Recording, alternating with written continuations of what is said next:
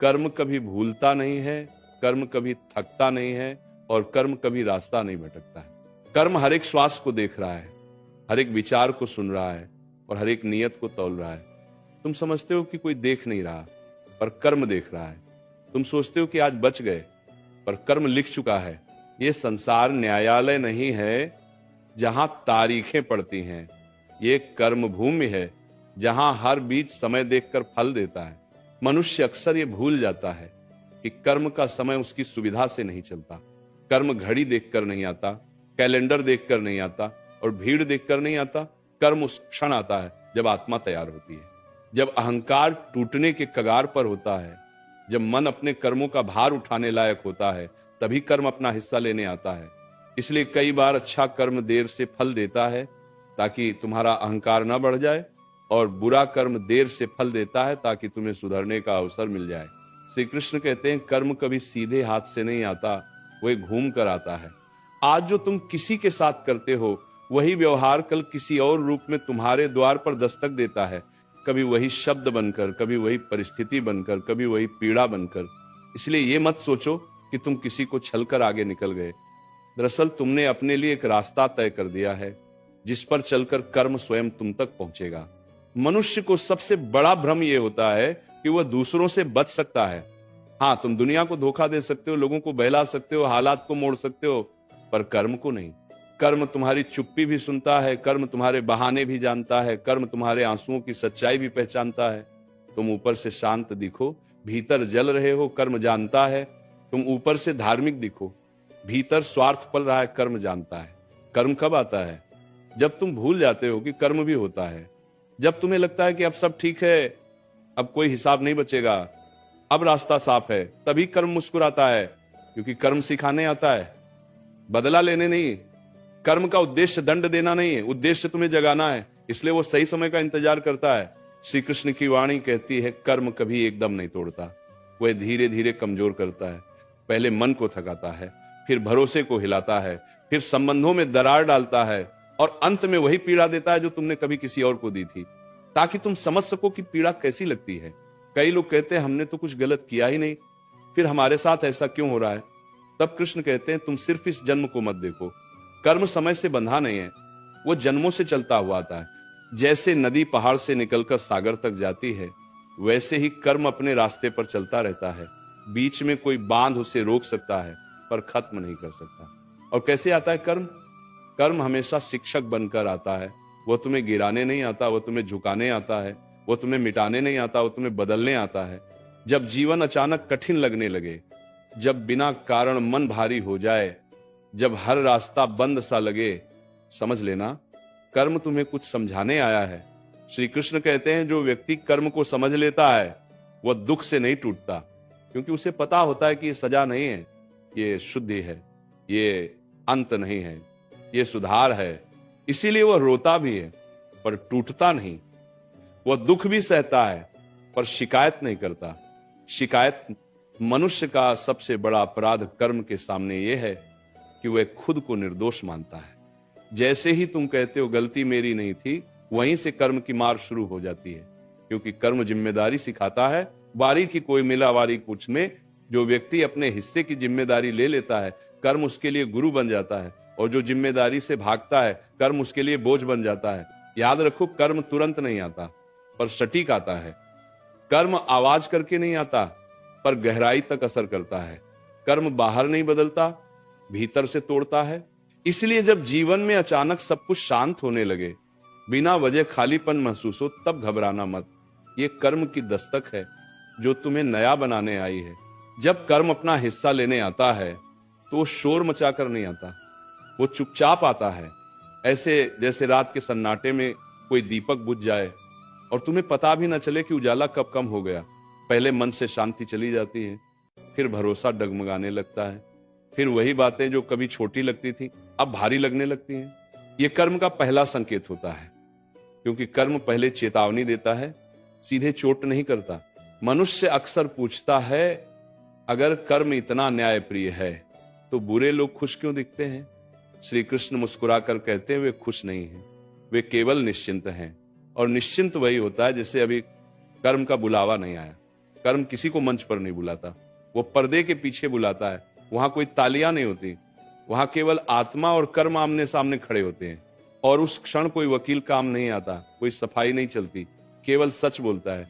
जब कर्म आता है तो वह तुम्हारी ताकत नहीं देखता, वो तुम्हारी नीयत देखता है। तुम कितने चालाक हो, ये नहीं तुम कितने साफ हो। ये इसलिए कई बार कमजोर व्यक्ति भी कर्म के सामने बच जाता है और ताकतवर व्यक्ति टूट जाता है, क्योंकि कर्म बाहरी शक्ति से नहीं डरता, कर्म केवल अंदर की सच्चाई पहचानता है। श्री कृष्ण कहते हैं कर्म कभी उस दिन नहीं आता जिस दिन तुम तैयार हो, वह उस दिन आता है जिस दिन तुम्हें तैयार होना चाहिए। दांत ने जन्ने, इसीलिए जीवन में जो झटके लगते हैं, जो अचानक गिरावट आती है, जो बिना चेतावनी के सब कुछ बदल जाता है, वो दुर्घटना नहीं होती, वो दिशा परिवर्तन होता है। कर्म तुम्हें वहां से हटा देता है जहां तुम्हारा अहंकार बढ़ रहा था, और वहां ले जाता है जहां तुम्हारी आत्मा जाग सके। मनुष्य सोचता है कि उसने किसी का बुरा नहीं किया, पर वो ये भूल जाता है कि चुप रहकर भी पाप होता है। किसी के गलत में साथ देना भी कर्म है, अन्याय देखकर नजर फेर लेना भी कर्म है, और केवल अपने फायदे के लिए सत्य को दबा देना भी कर्म है। इसीलिए कर्म केवल किए हुए कार्यों का हिसाब नहीं रखता, कर्म छोड़े हुए कर्तव्यों का भी हिसाब रखता है। और जब कर्म अपना हिस्सा लेने आता है तो वो अक्सर उन्हीं लोगों के माध्यम से आता है जिन पर तुमने सबसे ज्यादा भरोसा किया होता है, ताकि तुम्हें समझ आ जाए कि भरोसा आंख बंद करके नहीं किया जाता और संबंध बिना सत्य के नहीं चलते। ये भी कर्म की शिक्षा है, क्योंकि कर्म केवल दर्द नहीं देता, कर्म समझ भी देता है। श्री कृष्ण कहते हैं कर्म कभी तुरंत सब कुछ नहीं छीनता, वह पहले तुम्हें सोचने का समय देता है, संभलने का मौका देता है, सुधरने का अवसर देता है।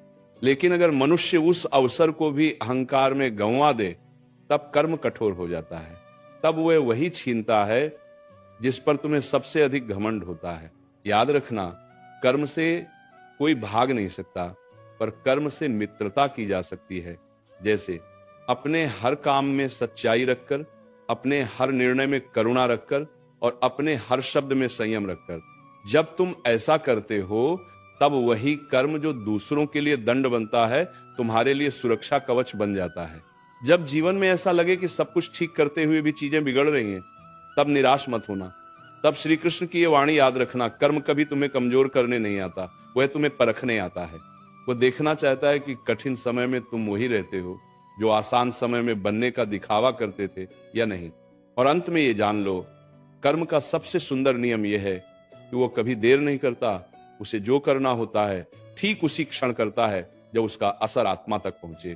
इसीलिए प्रतीक्षा करो, शिकायत नहीं, स्वीकार करो, संघर्ष नहीं, क्योंकि जिस दिन तुम कर्म को समझ लोगे उस दिन कर्म तुम्हें डराना बंद कर देगा। श्री कृष्ण की वाणी कहती है, कर्म कभी बाहर से हमला नहीं करता, वो भीतर से पकड़ बनाता है। पहले तुम्हारी सोच बदलती है, फिर तुम्हारी भावना, फिर तुम्हारे निर्णय, और जब निर्णय बदल जाते हैं तब जीवन अपने आप बदल जाता है। इसीलिए जब तुम्हें लगे कि तुम पहले जैसे नहीं रहे, तुम्हारी हंसी में वजन आ गया है, तुम्हारी आंखों में ठहराव आ गया है, समझ लेना कर्म तुम्हें परिपक्व बना रहा है, दंडित नहीं। मनुष्य सोचता है कि कर्म केवल दुख देकर सिखाता है, पर यह अधूरी समझ है। कर्म कभी कभी सुख देकर भी परीक्षा लेता है। अचानक धन, मान, संबंध, सुविधा सब मिल जाता है, और कर्म देखता है कि तुम इस सुख में कितने नम्र रहते हो और कितने अंधे हो जाते हो। अगर सुख ने तुम्हें अहंकारी बना दिया तो वही सुख आगे चलकर तुम्हारे दुख का कारण बनता है। श्री कृष्ण कहते हैं, कर्म का सबसे कठिन पाठ यही है कि हर सुविधा परीक्षा है और हर कष्ट अवसर। सुविधा में मनुष्य अपने असली स्वरूप को भूल जाता है और कष्ट में अपने वास्तविक स्वरूप से मिल लेता है। वार्तिका, इसीलिए जब जीवन कठिन हो जाए तब खुद से ये मत पूछो कि मेरे साथ ऐसा क्यों हो रहा है, बल्कि ये पूछो कि मुझे ये क्या सिखाने। कर्म जब आता है तो वह अकेला नहीं आता, वह तुम्हारी यादों को साथ लाता है, तुम्हारे पुराने निर्णयों को साथ लाता है, तुम्हारे दबाए गए भावों को साथ लाता है। इसलिए कई बार ऐसा होता है कि एक छोटी सी घटना तुम्हें भीतर तक हिला देती है, क्योंकि वो घटना अकेली नहीं होती, वो पुराने हिसाबों की पूरी फाइल खोल देती है। मनुष्य अक्सर कहता है, मैंने तो किसी का बुरा नहीं चाहा, पर श्री कृष्ण कहते हैं केवल बुरा न चाहना पर्याप्त नहीं है, सही चाहना भी कर्म है। अगर तुम्हारे मन में करुणा नहीं है, यदि तुम्हारे शब्दों में संवेदना नहीं है, यदि तुम्हारे निर्णयों में न्याय नहीं है, तो वह भी कर्म ही है, क्योंकि कर्म केवल हाथों से नहीं होता, कर्म मन से भी होता है।